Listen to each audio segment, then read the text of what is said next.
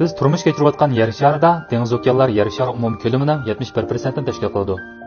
Odatda biz doim deydigan 4 cho'ng okean ayrim-ayrim holda Tinch okean, Atlantik okean, Hind okean hamda Shimol muz okean qatorliqlar. Biz Şinjanliklar asosan ichki quruqlik rayonida turmush kechirgachga dengiz okeaniga bo'lgan tushunchamiz nihoyat oz. Hozirga qadar insonlar izlanib bo'lgan dengiz osti faqat 5%, yana 95% dengiz okean insonlarga texi noma'lum. Hammamiz bilamiz, dunyodagi eng egiz cho'qi bo'lsa, Cho'ngmalama cho'qisi. Uning egizligi 8844 metrga yetadi. Lekin siz dunyodagi eng cho'nqur dengiz okeanining qanchalik cho'nqurligini bilamsiz?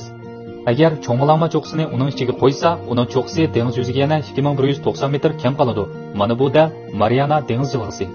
Mārىئانا dengiz jilg'isi yer sharining eng tuvan nuqtasi bo'lganlikdan olimlar azaldan uning ustida izlanishni to'xtatib qo'ymagan. U Filippinning sharq-shimol qismidagi Mārىئانا jilg'isi taqim orollari atrofidagi Tinch okeanining ostiga joylashgan. Umumiy uzunligi taxminan 2550 kilometr, o'rtacha kengligi 70 kilometr. Olimlarning hisoblashiga asoslanganda bu dengiz jilg'isi mavjud bo'lganiga allaqachon 60 million yil bo'lgan. Bu dengiz jilg'isining yana bir nihoyat alohida bo'lgan atalishi bor. U bo'lsa-mu jasoratchi birinchi nomerli qon. U haqiqatan ismi jismiga loyiq. Uning cho'nqurligi 11034 metrga yetadi. Bu cho'nqurlik ostida hatto Bronovik bo'lsa-mu besimga bardoshlik bera olmay yopiloq bo'lib ketadi. Bizning amaliy turmushimizda odatdagi odamlarning suvga cho'kish cheki odatda 40 metr atrofida. Dunyodagi eng cho'nqur suvga cho'kish rekordini desakmi, faqat 332 metr.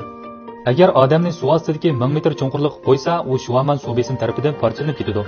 Albatta bular hech nimaga hisob emas. Qo'rqinchligi suv cho'nqurligi 1000 metrga yetgan vaqt dal yo'riqlikning fasil nuqtasi.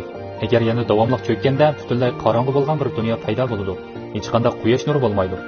Olimlarning dengiz ostini to'xtamay tadqiq qilishning yana bir muhim sababi bo'lsa, chunki cho'nqur dengiz ostida bir qism jonliqlar mavjud bo'lib, ular suv besimining ta'siriga uchramay normal yashay oladi.